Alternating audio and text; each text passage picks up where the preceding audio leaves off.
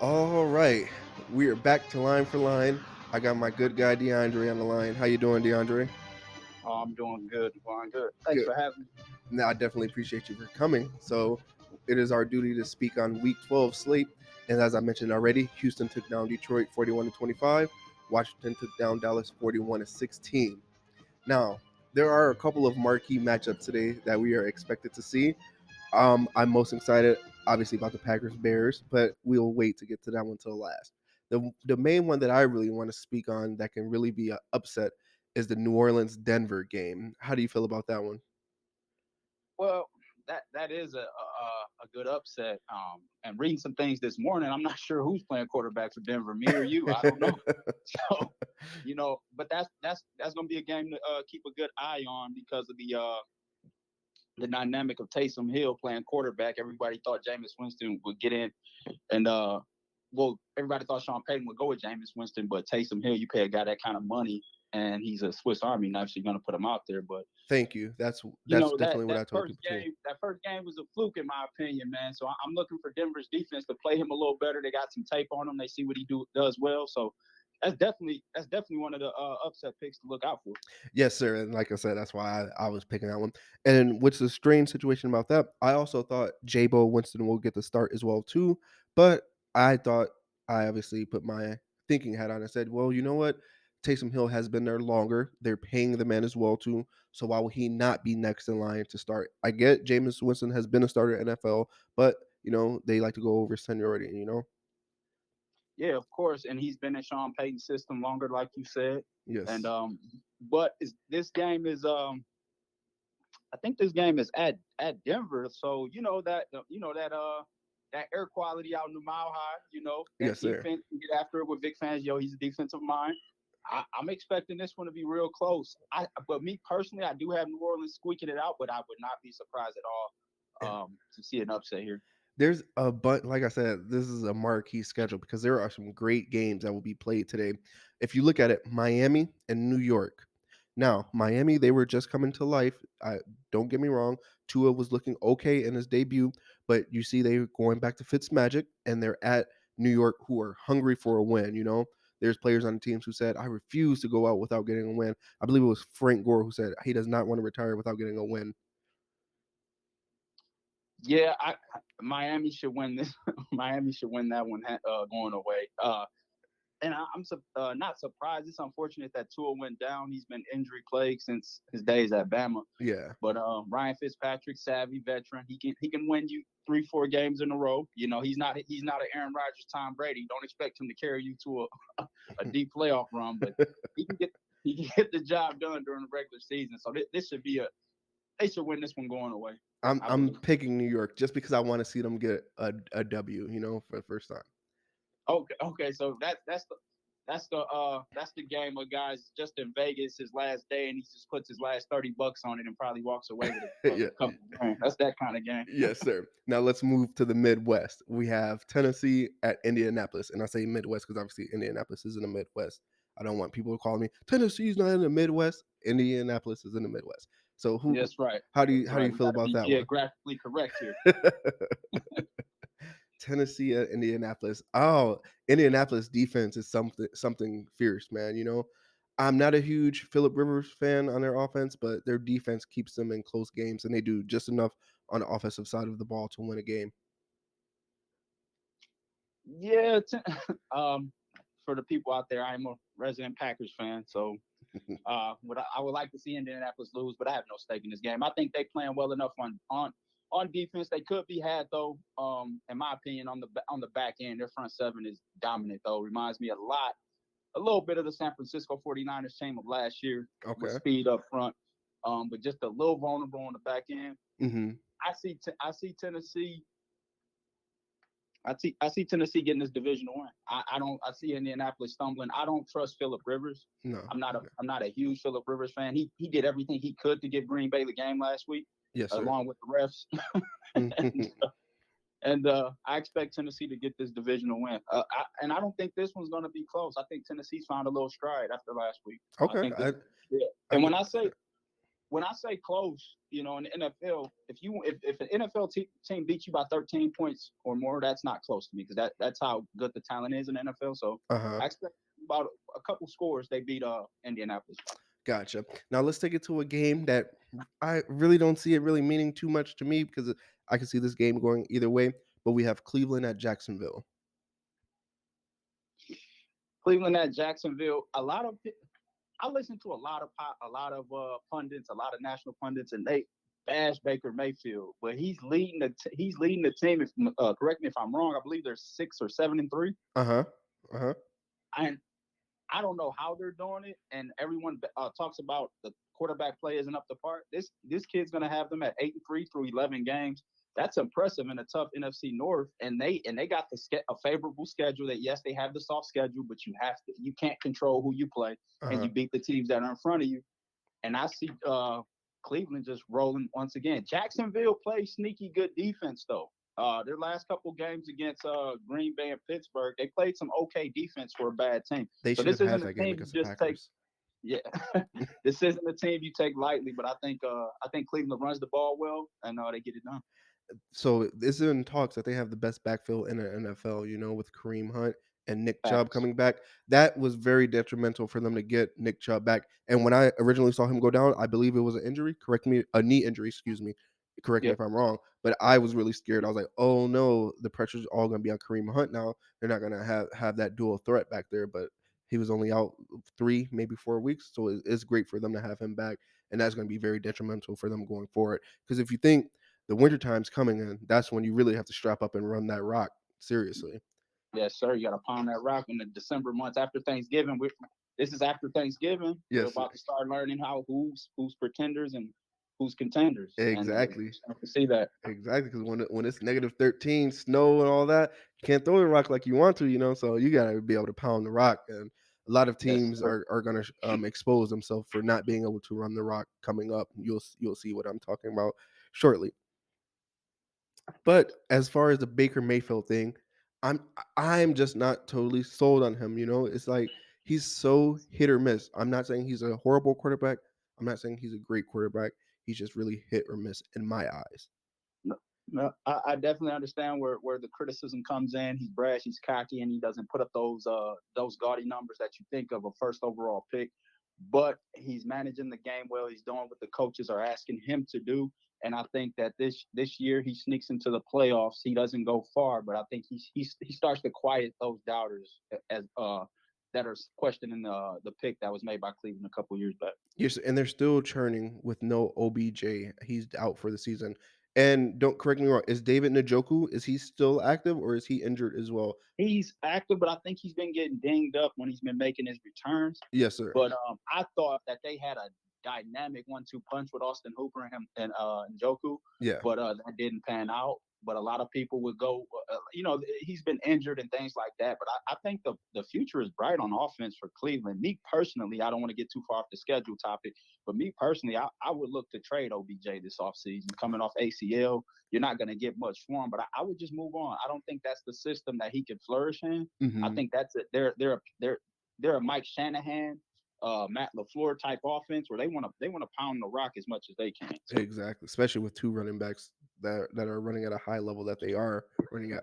My thing with OBJ, he is a diva. He's really great. He's a great receiver, but it's like after the one-handed catch, it really wasn't much to follow up with that. It was just all the hype from that and all of the sideline dramatics and things of that nature. And I'm not taking any away from his talent because the man is a very talented individual.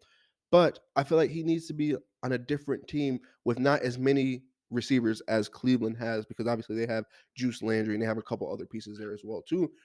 I feel like OBJ will flourish in like an offense, maybe like the Bears, who don't have a bunch of good receivers, and you have that go-to guy who's gonna go out and ball week in and week out. that would be scary as a resident Bears hater.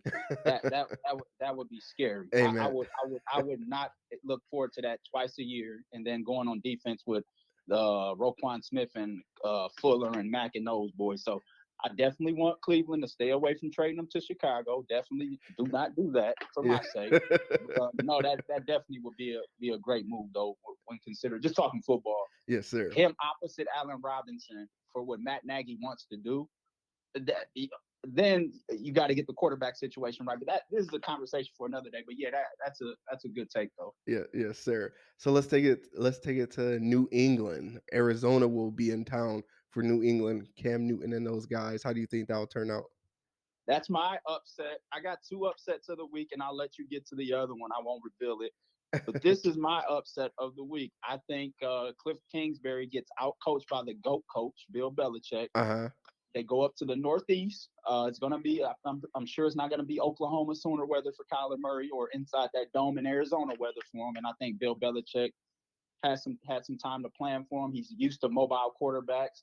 He doesn't have success with him. Deshaun Watson has really torn apart his defensive schemes in the past. Lamar Jackson, but if you see the game plan New England had against Lamar earlier, a couple weeks prior, they got the W there, and I think they continue their success with mobile quarterbacks and Kyler Murray. And I'm going to make a bold statement here, hot take for you. Arizona doesn't score 25 points today. And so you're saying that's a loss for Arizona. That's a loss for Arizona. I think Cam Newton has a big day. Thank you for saying that because Arizona has been iffy all season to me. One game, Kyler Murray will look phenomenal. The next week, you're like, wait, where did he go? Where's that same talent that we just saw light up the field last week? And I'm not saying anything about his talent. He's a good quarterback, very mobile. He can throw the rock, and obviously he has Hopkins out there. He has Larry Fitzgerald. Like he has some really good weapons. But I just question his talent on a week in and week out basis. So I think the kids. I think he's for real. I think he's a better product than Baker Mayfield. But I just think that they're running up this particular game. I think that New England is starting to get some traction on defense. I know that's hard to say after what Deshaun Watson did to them, but Deshaun Watson, he's up there in the upper echelon of QBs. But I don't think that was who New England is on defense. I think they're the team on defense that beat Lamar Jackson and the Baltimore Ravens. So I look for Kyler to struggle a little bit. I think Belichick has a good game plan. So don't let me down, go coach. I can definitely listening to this now. It's a hot five. Hey, listen. Hey, I appreciate you shouting out line for line like that, man. I just try to do my mine thing. Is hot. Yes, sir. I appreciate it. So now let's take it to the dirty South, the dirty South. You got to pronounce South with an F at the end. South. So let's see. There you go. Yeah, dirty. Las Vegas heading into the Atlanta, the Mercedes-Benz Dome. How do you feel about that one? That we off script for the people who listen. So this is my second upset of the week. I like how you segued into that, man. Yes, sir. So yeah, I got Atlanta at home. I got both home. Both of my upset picks are home teams. Okay. I got Atlanta knocking off the Raiders. I think the Raiders come in a little too confident, a little too cocky. I don't think they're as good as their record. Uh-huh. They came off the Sunday night loss to Kansas City to deflate one. Then they got to travel to the Southeast. I think Atlanta gets the W in the Dome. I think Matt Ryan has a big day on this defense. This defense can be had. Obviously, Paul Gunter and those guys have this defense playing better out in Las Vegas. It's hard for me not to say Oakland, but yeah, Las Vegas. I think Ridley, Gurley, Matt Ryan, and those boys, man. I think they have a big day in the Dome, man. I actually got a score for you. I got the Raiders. I'm sorry, I got the Falcons 33, Raiders 27. Okay, I could get behind that. I've never been a Derek Carr fan. And I'm not saying he's horrible or anything like that. There was just never anything for me. But you know what? That guy, he's that guy. He shows flashes. He has good games, and then there multiple games he lays eggs. So I've never been so high on him. And I don't know. I love John Gruden as a person, but I'm not sold on him coaching the Las Vegas Raiders. Maybe he'll be a good coach somewhere else, but I'm just not sold on him as a coach. Okay, Gruden. The thing with Gruden, I think he tried to walk into the perfect situation where he can get too much control, and he was granted that. I don't think no coach.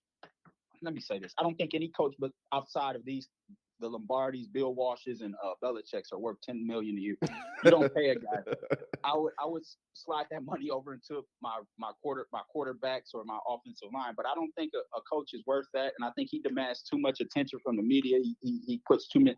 I think he's a modern day Mike Ditka, in my opinion. He wants his players to fall in line, but he wants to be the guy that's out front doing whatever he can. And some players may like that. The coach takes pressure off you, the Rex Ryan kind of spiel.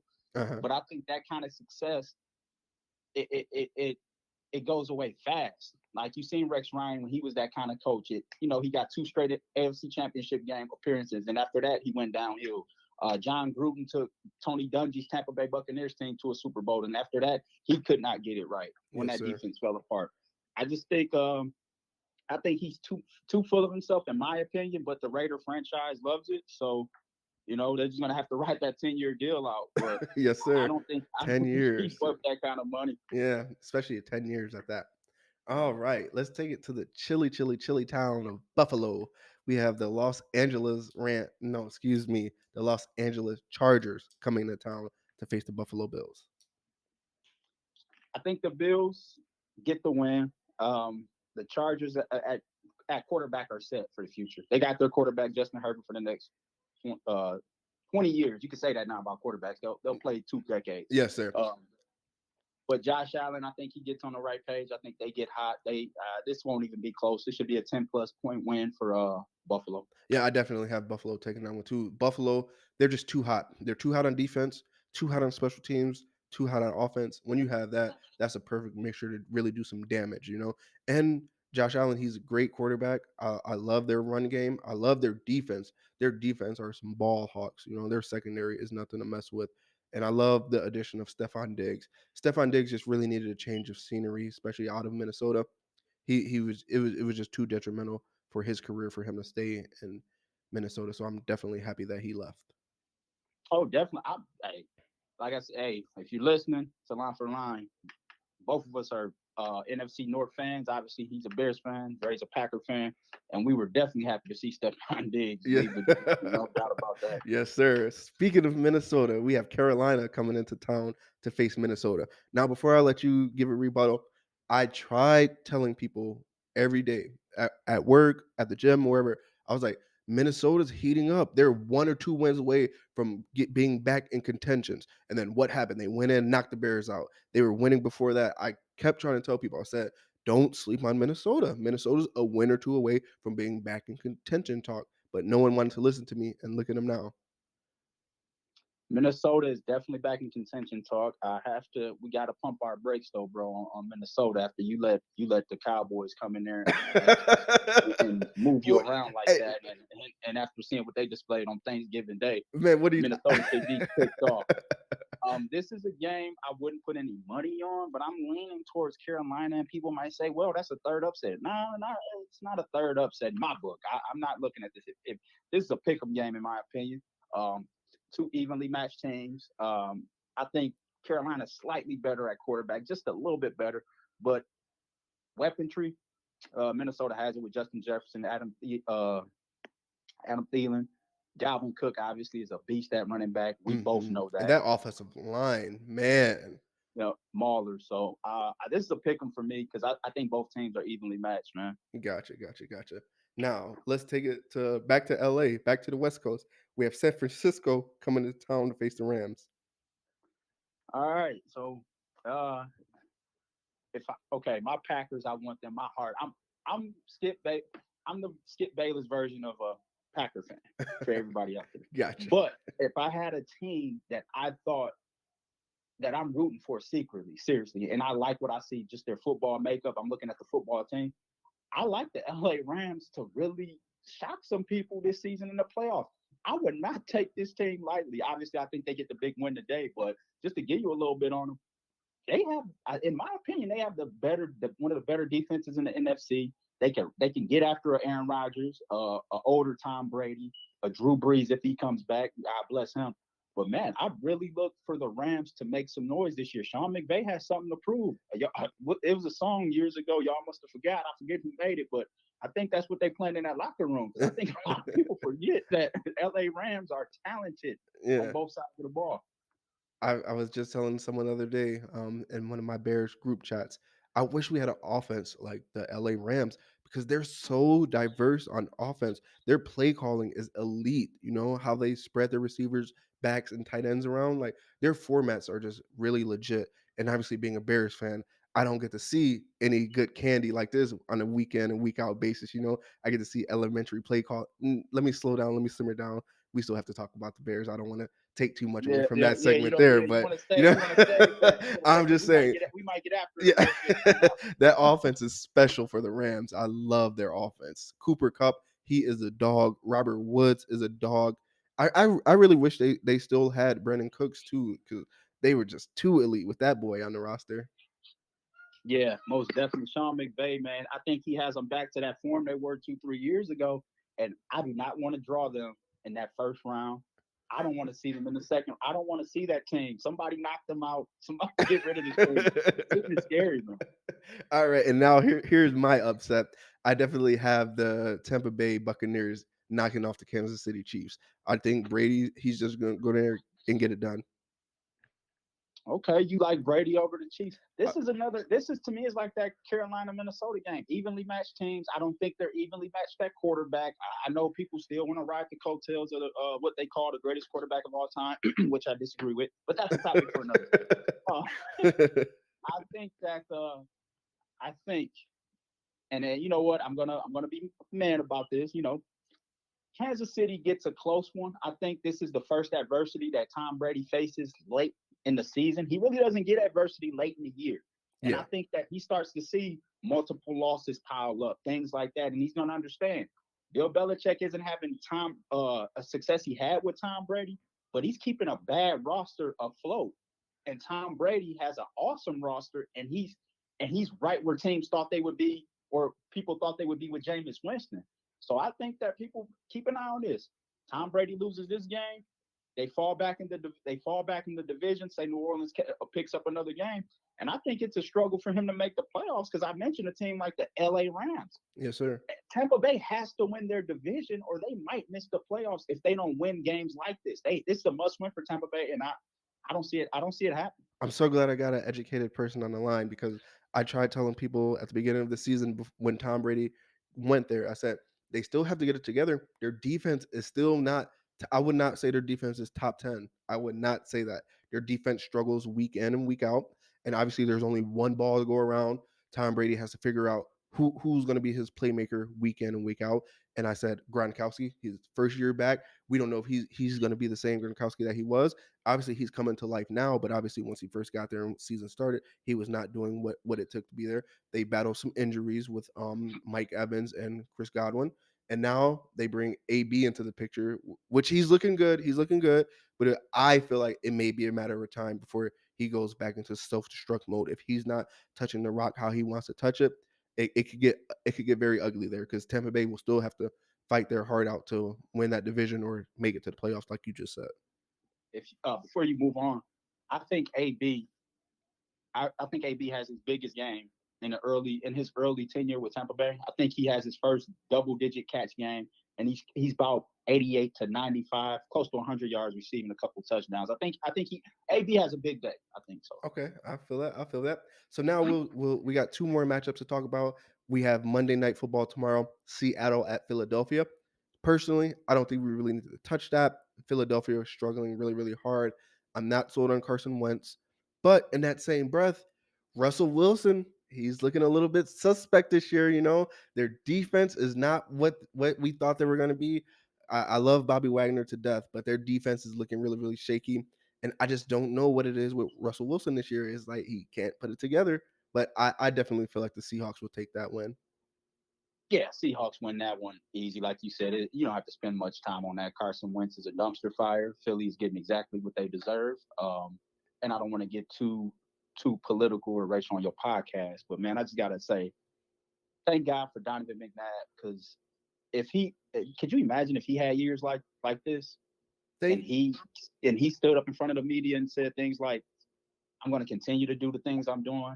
I am who I am. The media they would kill him in Philly, but Philly fans have to be grateful for what they had, and I think they took Nick Foles for granted, and I think in the back of their minds they kind of took Donovan McNabb for granted because now, you got the quarterback that you thought Donovan McNabb was going to be in Carson Wentz. and Seriously, it's he's just a trash. fire.